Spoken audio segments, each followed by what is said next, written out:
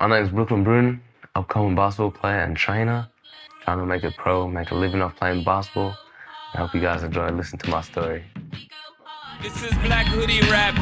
There's no fear in my eyes, what he looking at? Better look on map. Besides, me not like the eye fight. Me not think such a thing is worth a man's life. Right.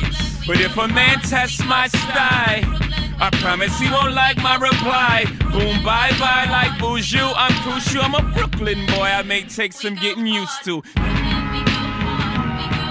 Ha!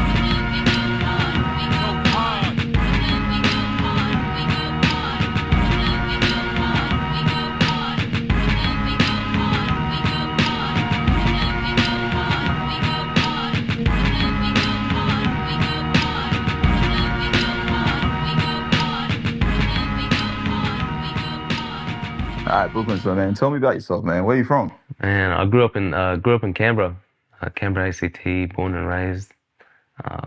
2003, so I'm 20 right now. Last 2.5 years, I was living down in Hobart, Tasmania. Yeah. So down in Tasmania for basketball and university. Yeah. Playing for NB1 Hobart Chargers in NB1 South, and also playing for University of Tasmania and the local club in Hobart, Dominoes. So it's like been living there, and it's a pretty great place. Pretty great place living in Hobart. What's your favorite place about, or what was your favorite thing about Hobart? Favorite things? My people, man. You know, I don't really. I'm not the type of guy that loves the scenery and what's going on now. It's about the people and who I'm with. That's probably my most favorite part about that place. Now it's a small, tight-knit community, isn't it? Yeah, most certainly. I think the population is only like 100,000. So like, you think you know someone, like friend of a friend, yeah, they definitely know everyone. And so, how was it like playing basketball there too? Basketball was great.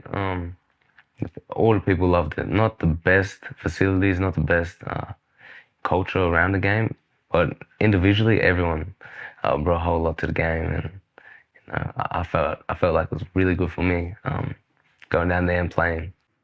Cool. And is basketball something that goes deep in your family line? Yeah, most certainly. My father, he played professionally. He played in NBA, NBL, and represented Australia. My older brother, he played NBA, NBO, represented Australia. So I'm just trying to follow in their footsteps. Like, my dad and my brother, they played at the highest level you could imagine. So it's real great having them. I can use them for advice and all sorts of things like that. And it's just can't really put words to explain, because I grew up with that, and that was my life. That just being my dad. And so, what was it like growing up in a family with a lot of basketball accolades there, and you yourself trying to determine what you want to do with your life? Was picking up basketball something that came natural, or do you feel like it was something that was somewhat forced for you or predestined? I think it was my destiny. Originally, I didn't like basketball growing up. I was around the game always, but I didn't really want to be a player, and I didn't really know what it took to be a player. So once I figured that out and I wanted to play, I was about 17, 16 years old. Bit late start for me and a lot of people. But once I figured out, yeah, this is what I want to do, I just went all in for it. And by all in, what do you mean by that? And how old were you when you did that as well? Well, what I mean by all in, started training every single day. Because before that, I wasn't even training at my team practices. I wasn't really putting in much work in on my own. And I was about 11th grade, end of 11th grade, start 12th grade, so I was 17 years old. In the last 3 years, this is when I really decided, yeah, I want to play basketball. And the jump and the growth I had as a player, it's really crazy to think about. All right, so you're saying you started playing seriously at 17?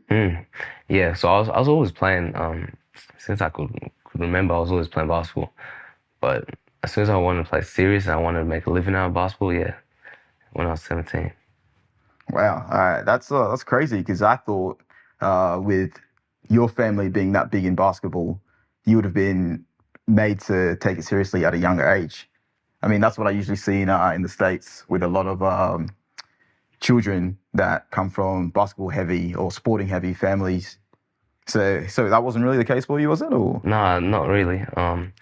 My dad, he didn't really force basketball upon me. He really wanted me to find my own love for the game, which I give him credit.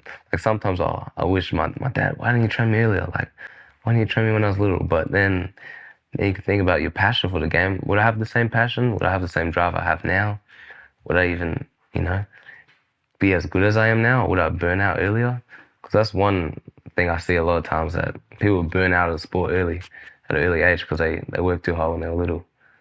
So it's like, it's pros and cons to it, but no, definitely, I do like the journey I took, and I respect my dad for, letting me find my own love.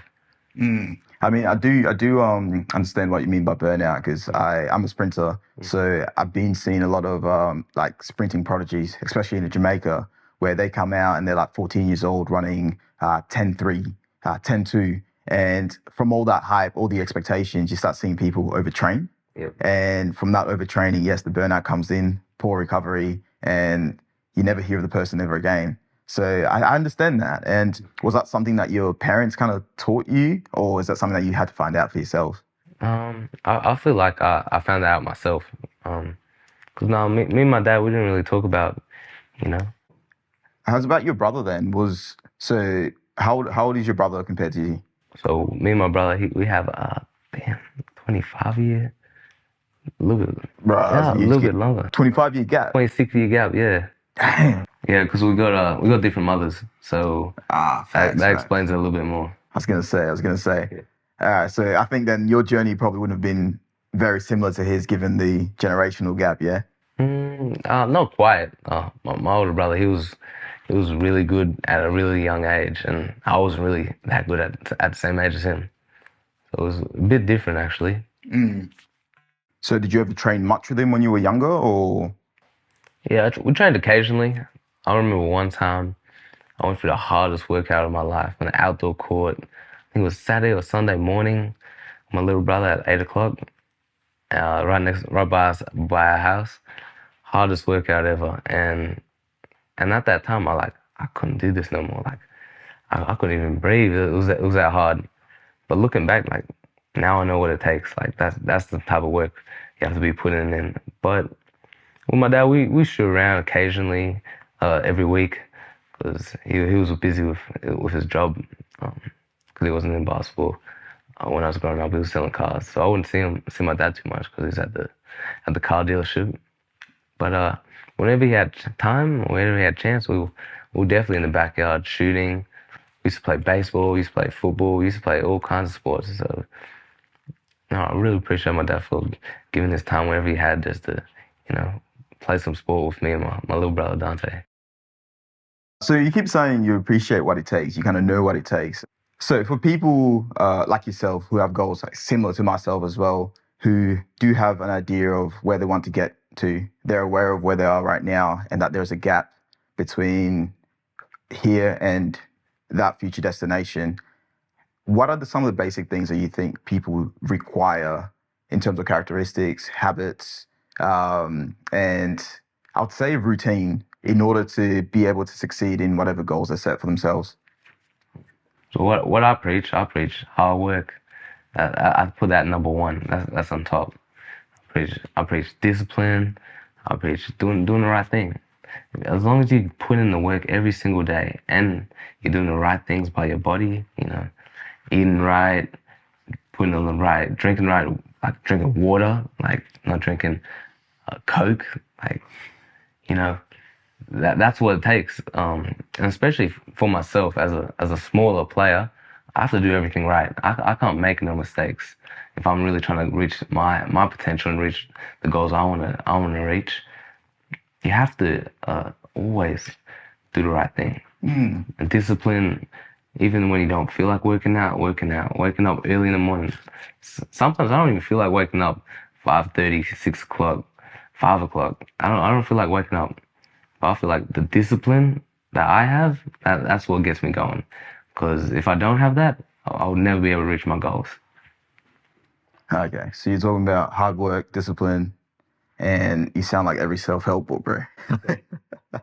Yeah, Now, David Goggins. one thing that I've found as well is we do have a lot of these cliches, all of these ideologies on what we can do to be successful, but I think what people need is something practical, like an example or something that breaks down such big and broad terms into tangible steps.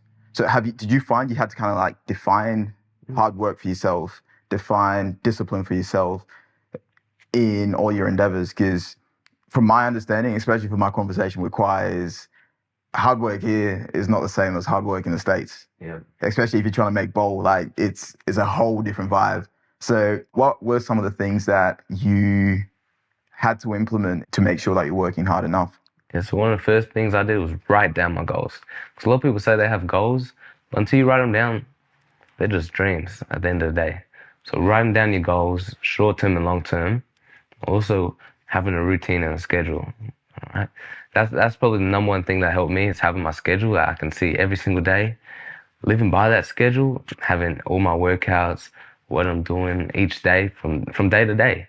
It's a different day during the week, every other day. So I have my own schedule. That's probably what helped me define what I'm gonna need to do, and also having how I need to act. I wrote all that stuff down. So just writing down all the little things that you can come across that you feel like will help you take you to that next level. That's what's gonna get you there. All right, facts. All right, so can you give me an example of what's a must-have on your schedule? So whatever your dream is, do that. So if your dream is to be a basketball player, play basketball. Your dream is to be pro dunker, try to get a jump session every day. If you want to be a soccer player, work on playing soccer every day. So whatever you feel like is what you want to do, make sure that's in your schedule every single day. Dude, as basic as that answer is, that's actually one of the most powerful answers I've actually heard. Yeah, no, I appreciate that, man. Because like for us sprinters, right, like we get caught up in, you got to make sure you're strong. You got to make sure you go to the gym. You got to make sure you're flexible. But a lot of the evidence shows that you won't get faster at running if you don't run. Like, bro, it's as simple as it seems. It's like, it's that simple to also kind of like misconstrue the main message. And that's doing the bigger things, the things that are the 99%ers more consistently. So what are your goals with basketball then? What have you endeavored to achieve? Yeah, my goal is I want to make a living off basketball. I want to be a professional. The league I want to reach, EuroLeague, that's my goal. But if I could make the NBA, that's more a dream for me. But realistically, I feel like I could make the EuroLeague. And with my work ethic and my talent and my drive, I feel like I could do that. I feel like I could achieve them goals. Yeah, so you feel like you can achieve those goals, particularly going into EuroLeague, right? So I had a question with Kwai about whether our ability to conceive our goals and the reality of that happening, given goals that we think are a little bit extreme, a little bit unachievable. I wanted to know whether what you think then in terms of, okay, you're saying ideally the NBA could be the end goal, the ideal situation. Would I be correct in saying that, talking about the EuroLeague as being a step down then, or as in you settled in terms of what you believe you can achieve? Well, realistically, I started my basketball dream pretty late. And as a short guy, me making the NBA and training that hard at a late age, it would be a miracle. So I feel like not so much a step down, but that's where I'm at. That's my ceiling. I feel like I can get to, because like different story if I start working out a lot earlier than I did, and that was my goal from day one when I was 10 years old. But starting this late and reaching a goal that's so hard to achieve, especially even for people that put in work from a really early age. But I feel like still believing in yourself. Like sometimes people tell me, you're not even gonna play pro, you're not even gonna make NBL. Like I just see where I came from. Like 3 years ago, 4 years ago, 5 years ago, I wasn't playing at the highest competition, and now I'm going my way up, all the way up. Got my talent and abilities to a higher level where I can hang with pros now. I can feel like I'm good enough to play at the highest level in Australia, Facts. and all just from hard work, dedication to the game. What? Dude. That surprises me though, because you talk about the number of years that you've taken basketball serious. So that's about what, 3 to 4 years, 4 years, yeah, give or take. Yeah, for sure. You're a smaller guy too, right? But I watched your footage last night, bro, and bro, I was in awe because your presence on the court is crazy, dude. Like if you're on the court, people will know you're there. Like you're playing with like 7'6" type energy, bro. So like, how did you get to that, and has it always been like that? I've always been confident in my abilities, even though I might not have the talent or the actual ability. I always believe in myself. You wouldn't even believe, like if you see my old footage, like when I was in 9th grade, 10th grade, you wouldn't even believe that's the same person. And even me being able to dunk now, 2 years ago, 3 years ago, you wouldn't even think I would be close. I wasn't even touching the rim really in 10th grade. I couldn't do it. So just looking back to then to now, it's a crazy jump. Okay, so that's interesting. So essentially, in the 4 years that you've really dedicated yourself, you've seen enormous success in basketball. That's surprising. So how did you come about then choosing to lock into basketball? Good question. I'm not sure, really. I felt like one day I just was like, I don't know, I'm going down the wrong path. I really had I don't know, thought to myself, I was like, is where I'm going really what I want to do? And I just told myself, nah, it's not. One day I wrote down all my goals, wrote down how I'm gonna achieve it, the things I need to do every day, and I just went for a run. And I felt like doing that, no one told me to do that. That was all on my own.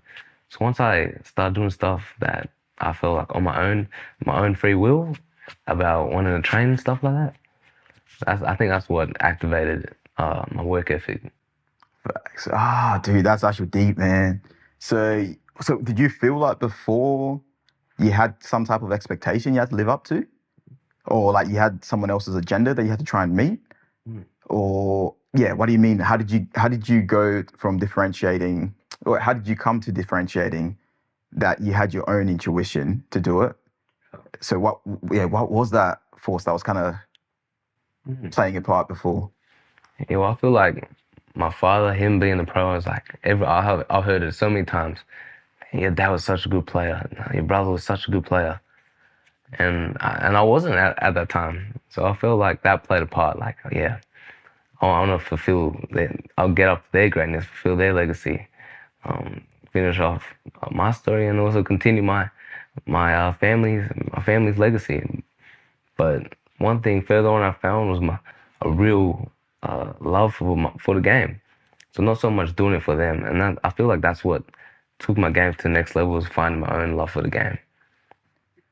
Finding your own love for the game. All right, and how do you define that then? So how do you define your love for the game? What do you like about the game? I just love playing basketball. I love the competitive nature, playing against competition, like coming out on top. I feel like that was one of the highest points. Also just, bouncing the ball, shooting shots, getting swishes. Like, it's just satisfying. That's what I really enjoy. And I really feel like all I want to do is play basketball.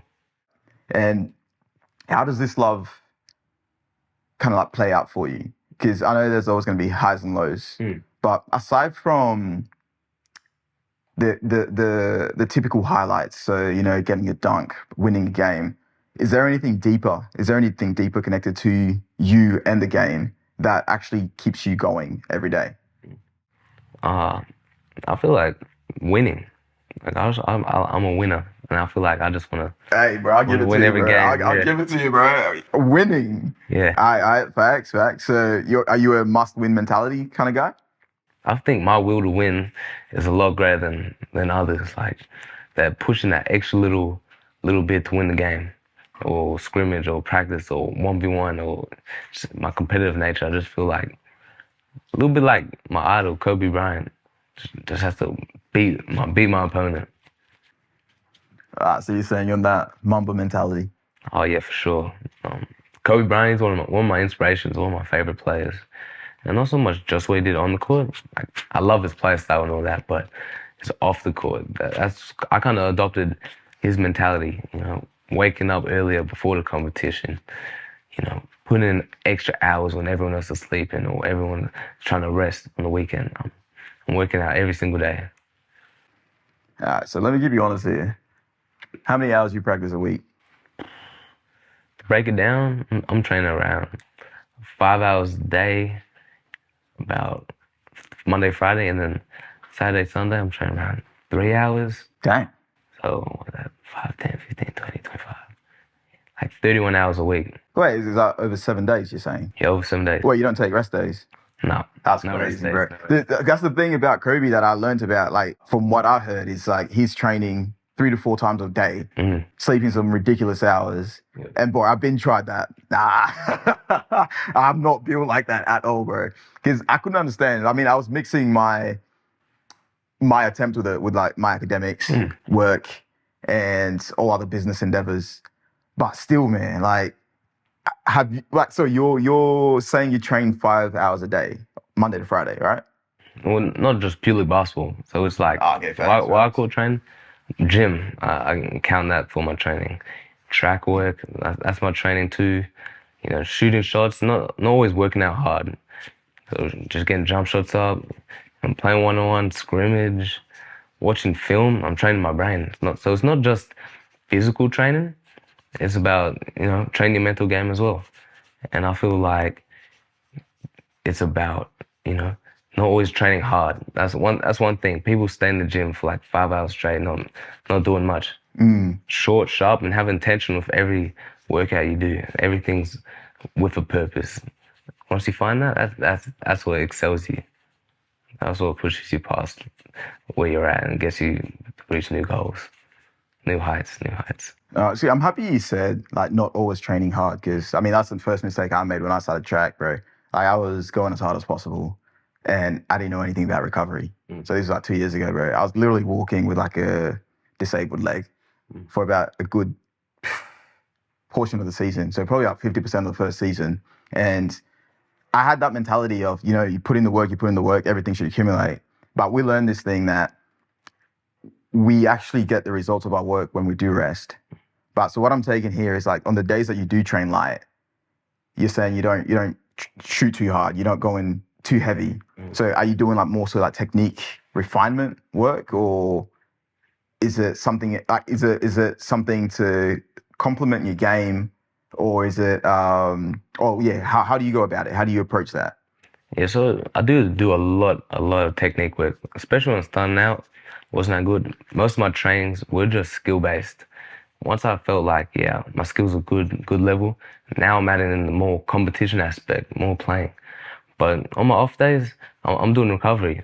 So I'm not in the gym. I'm in the gym lifting weights, not always heavy though. So sometimes I'm working on my accessories, my ankles, my knees, my hips, my hip flexors, my core, on them off days, just to, not exhaust my body, but still working on my game, still working on my body, still improving.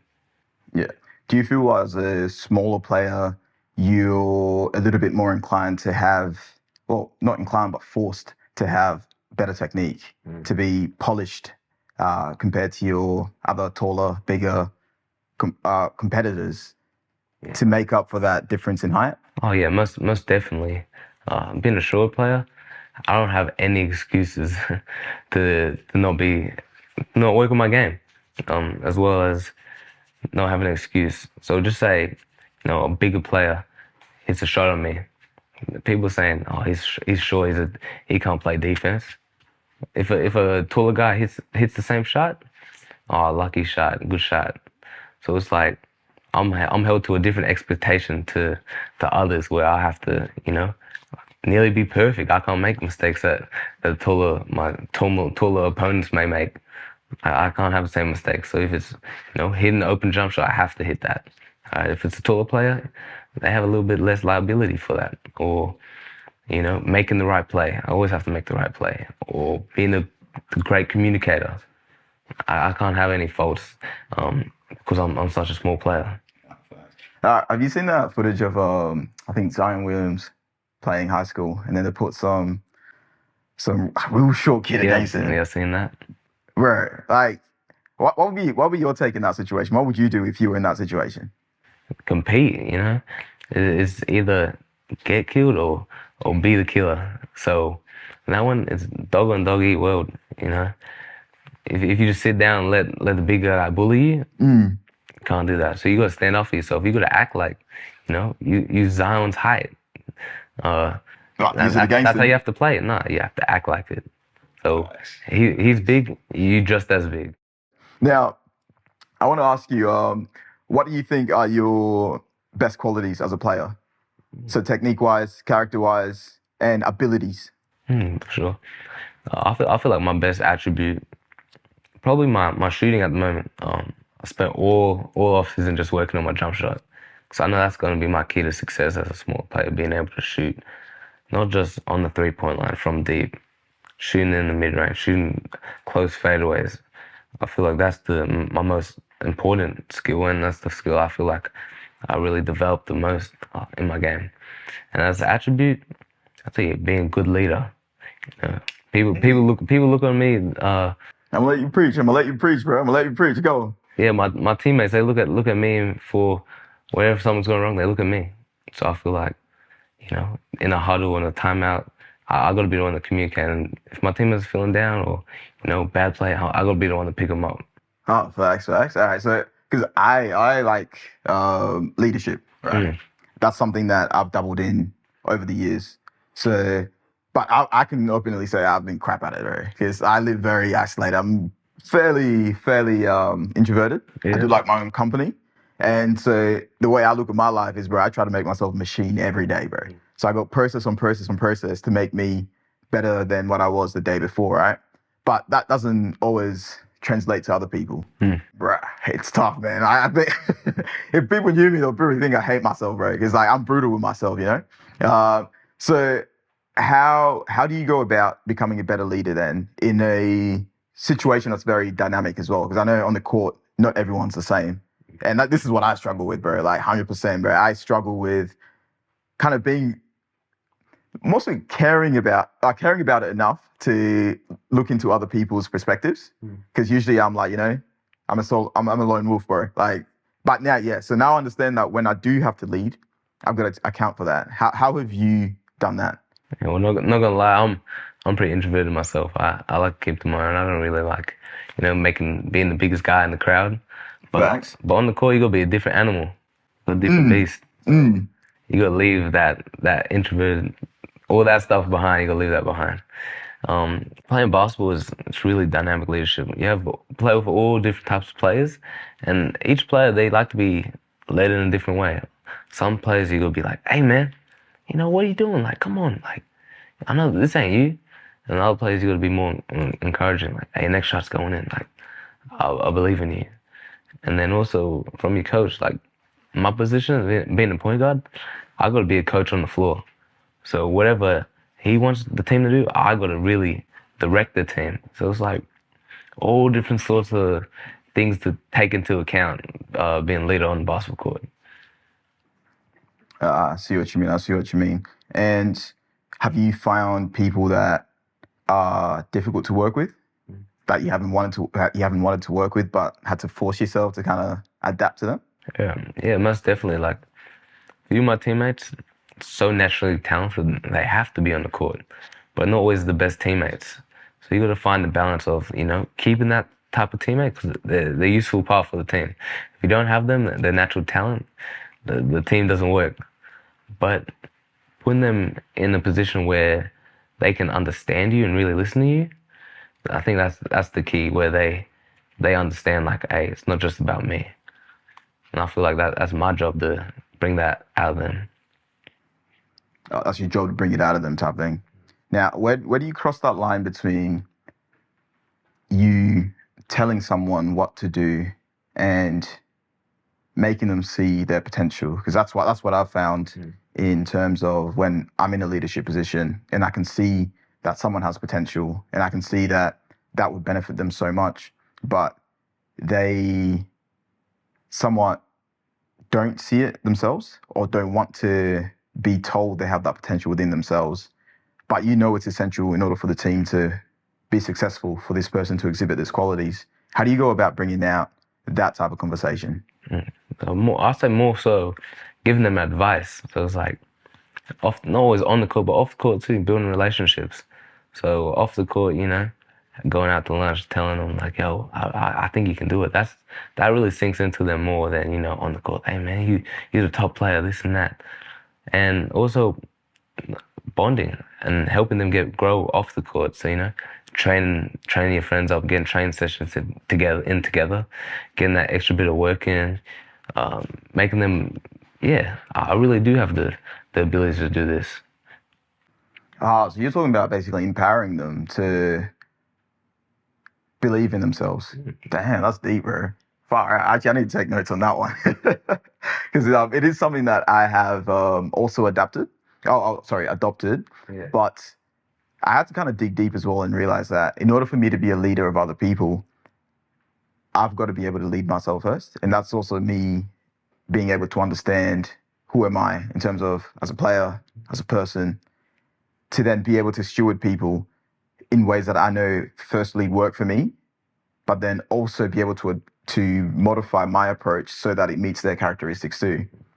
Yeah, with that, it's like being humble, not just being, oh yeah, I'm the best player here. Like, no, everyone on the court, on the team, wherever you're at, we're all people at the end of the day. We're all equal. Not feeling like you're better than someone else. That really is, that's the key to being a good leader. Yeah. Well, what about, how do you deal with people that don't want to take advice, that don't want to be told what to do? Like they think they them. I feel like, like I said before, building that relationship off the court. So, they don't want to listen to you on the court. They don't want advice, but just hanging out, understanding where they came from, their background, their upbringing.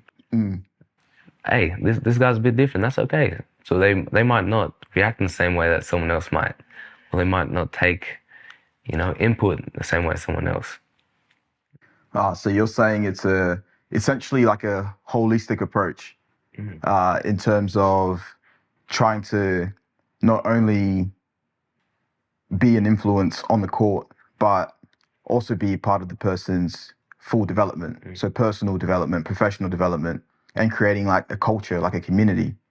So that's very cool because I do understand that community culture does play a big part in terms of how people function, because that is what kind of dictates the behaviors, the attributes, the beliefs that the people within that team have. And in terms of cultivating it, yes, it is a lot of that one-on-one. So what do you do then when you feel like you're a little bit drained? You don't have the energy to be the one championing other people, because I know you can only give, but you also need to receive. So where do you go to kind of regenerate and basically kind of recharge? Well, on the court, like I said before, there's no excuse for me not to be that leader. So on the court, off the court, I gotta be a new person. So if I'm drained, off the court, on the court, that whatever happened, that doesn't matter. But then also, looking at advice to leaders, to people that have done it, to veterans. So, I have a lot of support people in my life that's helped me grow as a player and as a person. And even when times are hard, just asking them for advice or, what they do in that situation. Facts. So who would you say is your support system? Well, number one, I got my father. Like, I talk to him nearly every single day. A couple of the OGs. In Adelaide, I got Robert Crawford, one of veterans out here that plays. I've been heard about him actually. Yeah. He's been playing out here for a little bit, and then down in Hobart, I got some OGs, Warren Stanwicks and CJ Johnson. Them two, they looked after me. They really have my back, and whenever I need something, like those are the two I could count on to come help me out. Oh, facts. Nah, I see what you mean. Now, you also do coaching as well, right? Yes, so, for sure. How long have you been coaching for? I've been coaching for a really, really long time. So I'd say about 6 years, 5 years, with my dad. You know, running basketball clinics across the country, and then recently, last 2 years, year and a half, I started running my own training program, Big Bruton Training. So I feel like doing that also helped me with my basketball game. You know, understanding new drills, techniques, how to train, and you know, being leadership, teaching young kids how to play the game and develop their play style as well. Oh, facts. So then, got to ask then. So with your own training program, what kind of culture, what kind of community do you try to build and do you promote in that? Number one, I try to promote hard work and discipline. Like, you're not gonna go nowhere if you don't work hard. You're not gonna go nowhere if you don't do the right things and have discipline. That's number one. But also, you know, having fun for the game, loving the game. At the end of the day, basketball is a sport, and it's a hobby for a lot of people. And at the highest level, if you're having fun with it, it's not a job. And I feel like that's the second most important thing, other than hard work, discipline. Oh, I see what you mean. I see what you mean. Now, are you more so a results-based coach or a fun-based coach? I'm not gonna lie, I'm gonna say neither. I feel like I'm a process-based coach. Dang, all right, cool, bro. You trumped that. What the hell? All right, explain. Process-based. So if you put in... Wait, chill. Process-based, all right. Talk. Yeah, so I feel like if you put in the right work, like, you're gonna get results no matter what. So it's not always looking at the end goal, where I wanna be. If you're doing the right steps every single day, that's what's gonna get you to your results. And if you have fun during that process, you're gonna get there. Bro, I'm gonna hype that up, man. You're preaching right now. Because 100%, man. I think that's what I've had to learn as well is loving the process, bro. You gotta love the process regardless. Like, I think we were talking before and I was telling you about how tonight was our speed endurance night. And dude, when I'm running, bro, all I think about is, yes, I'm gonna be in pain right now, but what does that pain mean? You know, I know it's part of the process to getting better. So, dude, I'd be running and I'd be chasing that feeling of lactic, bro. I'd be chasing that feeling of death. It's funny, but like mentally, bro, like when I'm running, the first thing I think about is, am I willing to die to get to that end line?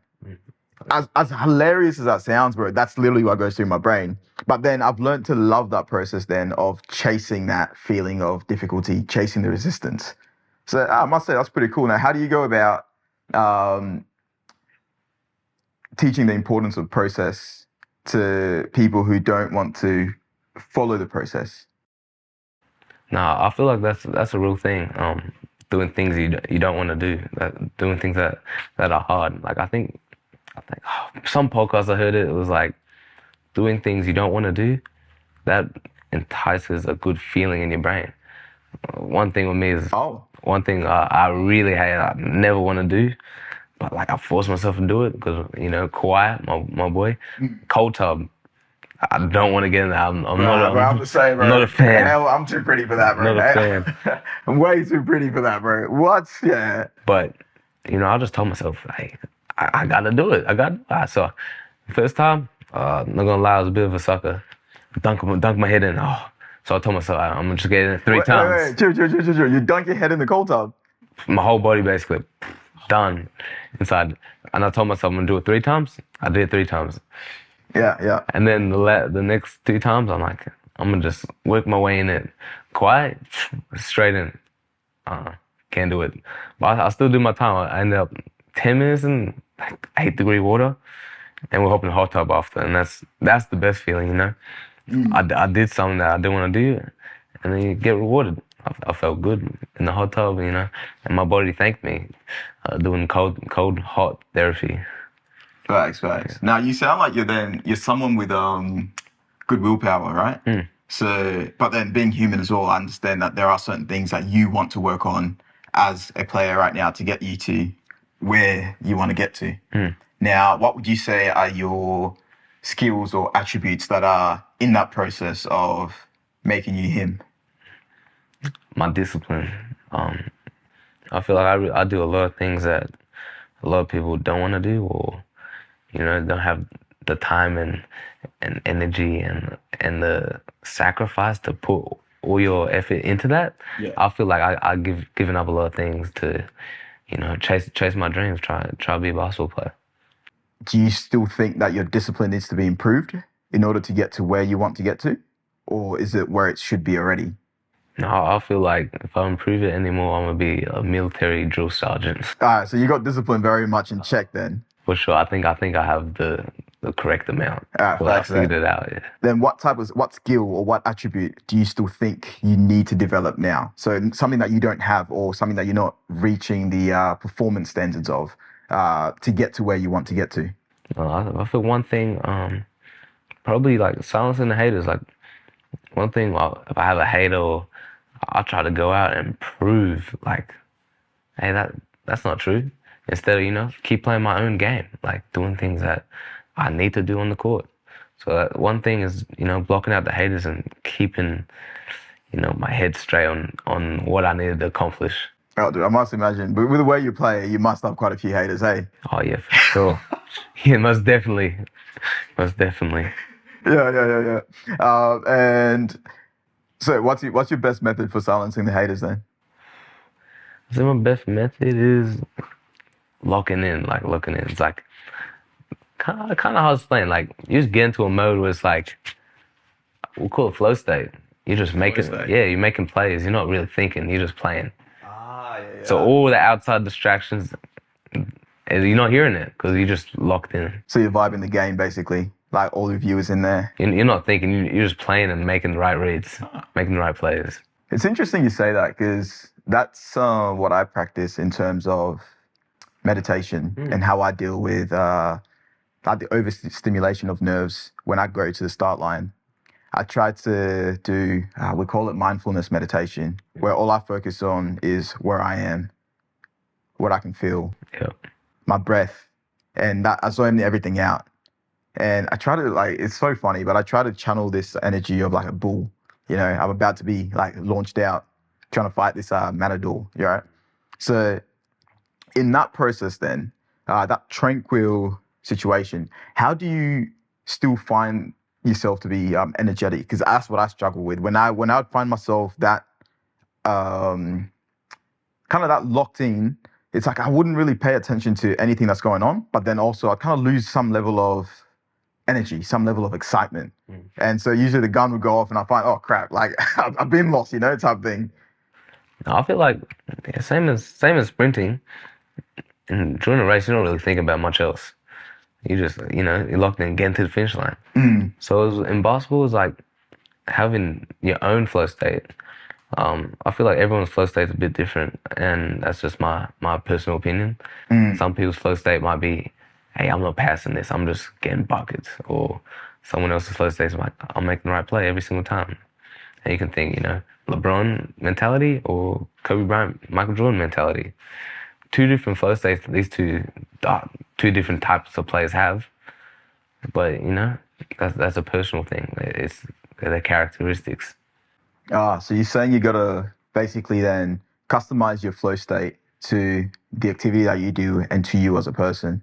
Yeah, so that's what I found, because I had someone tell me about that, and they told me to kind of focus on what you're going to do when a specific stimulus happens within the game or when the gun goes off. So that's all I think about is I think about now the gunpowder. So, when like you get gunshot, you get the recoil, and then you get the gunpowder going off. So that's what I try to think about. So when I hear the sound, I got to go type thing. Now, on top of that, though, I had to realize that my inability to focus and my inability to be locked in and be energized in the day of a race was due to, I think, underlying anxiety. So thoughts of, oh, crap, man, like, these guys are better than me. Because I was going into, like, heat one, when the who's who of sprinting is running, and I'm kind of there, like, not sure if I belong there. I'm not sure if I'm able to keep up with them. And I realized I had to let that go. I had to let that anxiety go. I had to go there and embody myself as the champion who's about to be successful in this race. So it's odd that when people think about improving themselves, sometimes like myself as well, I kept thinking I had to add something, you know, something's missing, I need to add. But sometimes it's take out something, you know, we actually have to do without in order to be able to take in more. Yeah. Let that sink in. Let that sink in. That was deep. So I'll ask you, so this is your question, right? Yeah. So what do you have to take out of what you do now in order for you to improve your chances of getting where you need to get to? So now this is the lineup question. Yeah. So as you know, the tradition, we don't talk when we're lining up because it's time to think, eh? For sure. Facts. Brooklyn, we go hard. We go hard. We go hard. We go hard. We go hard. We go hard. We go hard. We go hard. We go hard. We go hard. We go hard. We go hard. We go hard. We go hard. We go hard. We go hard. We go hard.